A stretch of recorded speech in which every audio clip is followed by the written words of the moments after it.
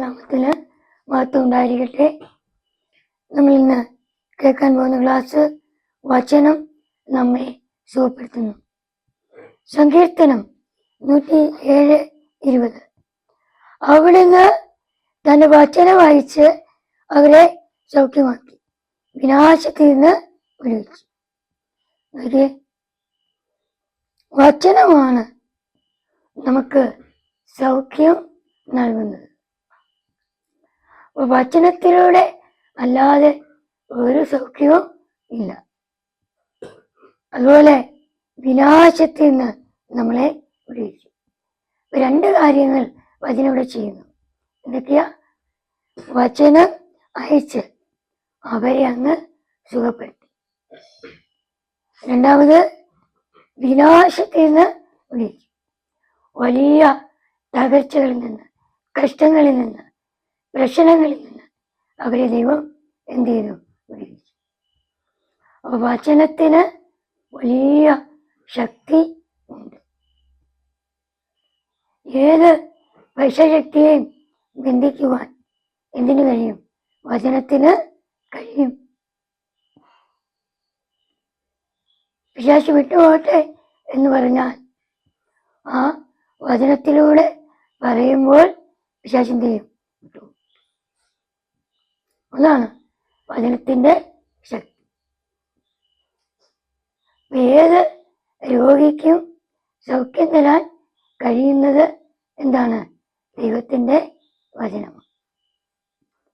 2 സുഭാഷിതം 4:22. സുഭാഷിതം 4:22.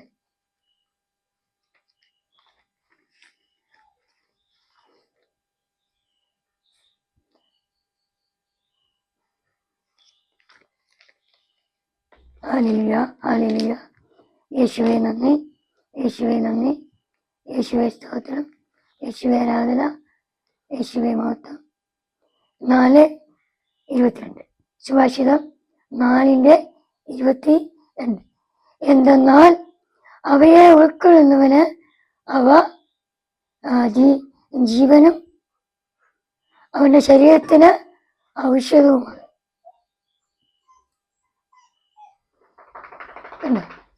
അപ്പൊ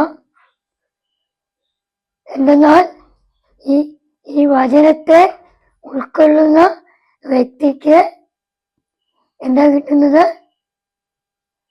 ജീവനും അവന്റെ ശരീരത്തിന് അതെന്താണ്? ഔഷധവുമാണ്. അപ്പൊ നമ്മുടെ ജീവിതത്തിൽ നമുക്ക് വചനത്തിലൂടെ എന്ത് കിട്ടുന്നു? ജീവൻ ലഭിക്കുന്നു. ആത്മീയമായ ജീവൻ ലഭിക്കും. 2, ശരീരത്തിന് അതെന്താണ്? ഔഷധമാണ്. അത് മരുന്ന.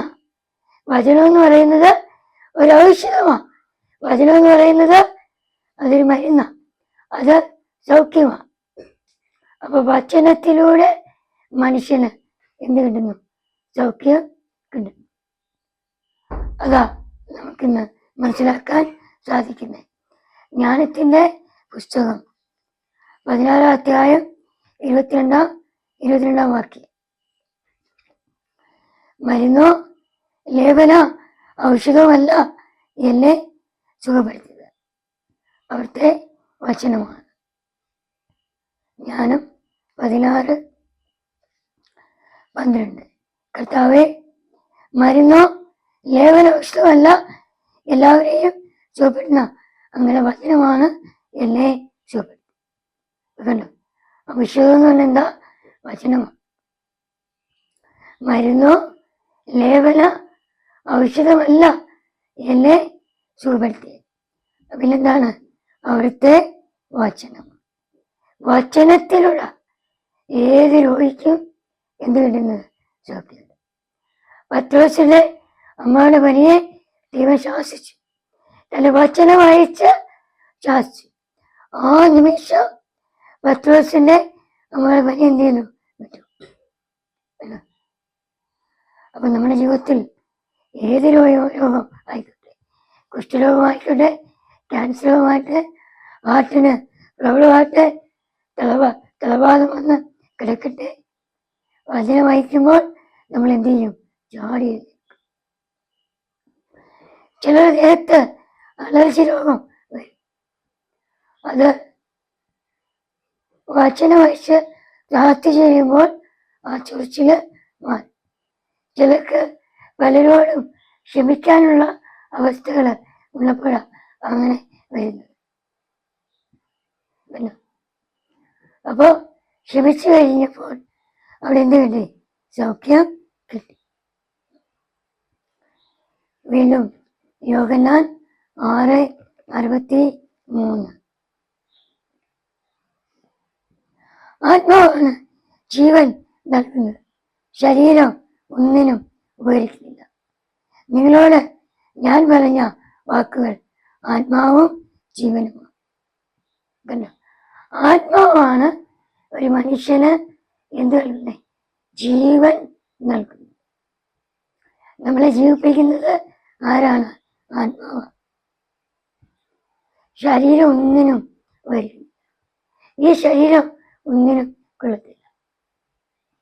മരിച്ചു കഴിഞ്ഞാൽ ഈ ശരീരം കൃമികൾക്കും കീടങ്ങൾക്കും വേണ്ടി.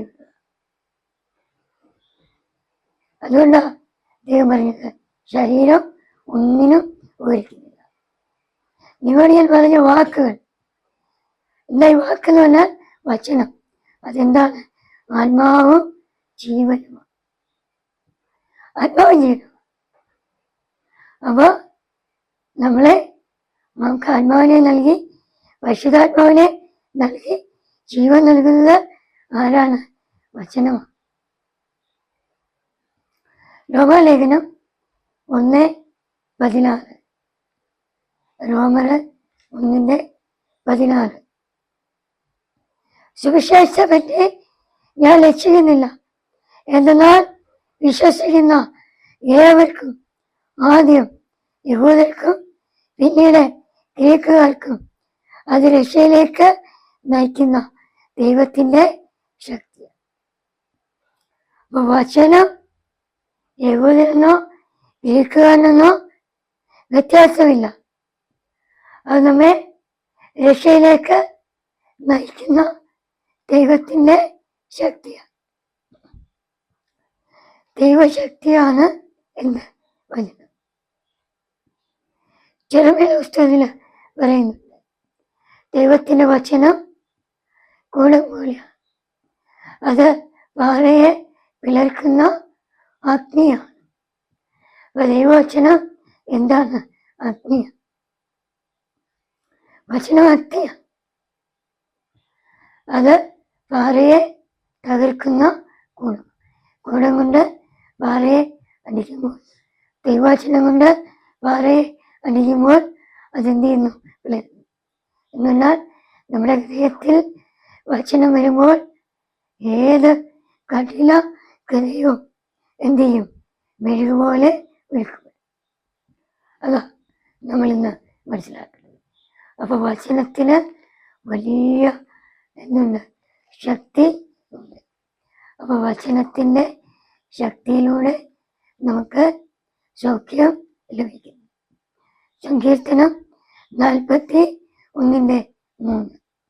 കർത്താവ് അവരുടെ രോഗശയിൽ ആശ്വാസം പറയും, അവിടുന്ന് രോഗശാന്തി.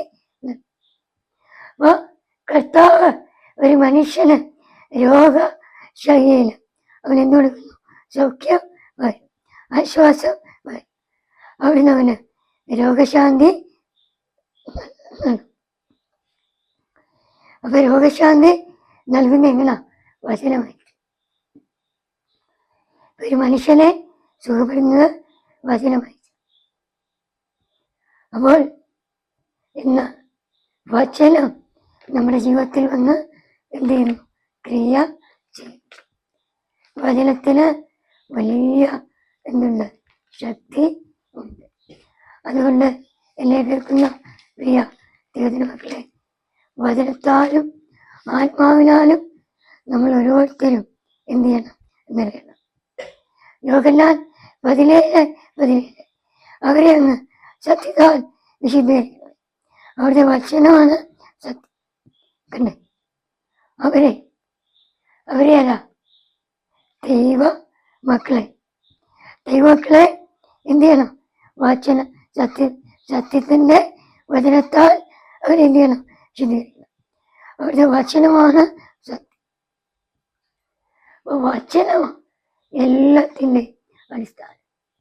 വചനം വായിച്ചാൽ തകർച്ച മാറും, വചനം വായിച്ചാൽ സൗഖ്യം കിട്ടും, വചനം വായിച്ചാൽ ഭക്ഷണങ്ങൾ മാറും.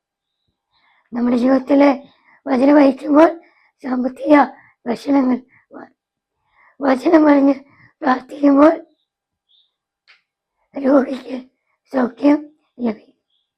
വചനം പറഞ്ഞ് പ്രാർത്ഥിക്കുമ്പോൾ പഠിക്കാൻ ഉള്ള ബുദ്ധിയും കൃപയും ലഭിക്കും.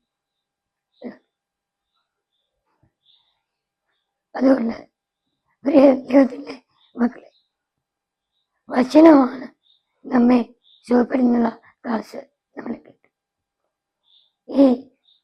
ഈ വചനത്താൽ നിങ്ങൾ ഓരോരുത്തരെ ദൈവം അനുഗ്രഹിക്കട്ടെ. ഒരു നിമിഷം നമുക്ക് പ്രാർത്ഥിക്കാം. കാലുകളെ ദൈവമേ സ്വീകരിക്കാവേ. ഞങ്ങളെ ഓരോ രോഗങ്ങളും വചനം വായിച്ച് നിന്ന് സുഖപ്പെടും. ഞങ്ങളുടെ എല്ലാ പ്രതിസന്ധിയിലേക്കും നിന്റെ വചനം അയക്കുന്നു. വചനത്തിലൂടെ വിശുദ്ധീകരണം നൽകുന്ന ദൈവം ഞങ്ങളെ ഇന്ന് ശുദ്ധീകരിക്കും. ദൈവത്തിന്റെ വചനം സത്യമാണ്. വിശ്വാസം കേൾവിയിൽ നിന്നും, കേൾവി ക്രിസ്തുവിനെ കുറിച്ചുള്ള പ്രസംഗത്തിൽ നിന്നും.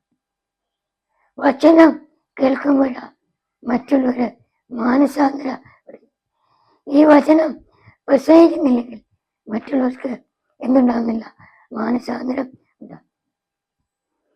കേട്ട വചനം 30, 60, 100 വേലിവിളവ് നൽകി അനുഗ്രഹിക്കണമെന്ന് പ്രാർത്ഥിക്കും.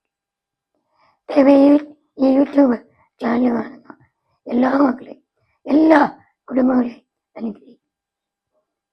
പഠിക്കുന്ന കുഞ്ഞുങ്ങളെ, പരീക്ഷ എഴുതിയ കുഞ്ഞുങ്ങൾക്ക് നല്ല റിസൾട്ട്, നല്ല വീടില്ലാത്തവർക്ക് വീട്, കുഞ്ഞുങ്ങളില്ലാത്ത ദമ്പതികൾക്ക് കുഞ്ഞുങ്ങൾ, അല്ലാതെയുള്ള വിധവോട് കന്യായിരിക്കും.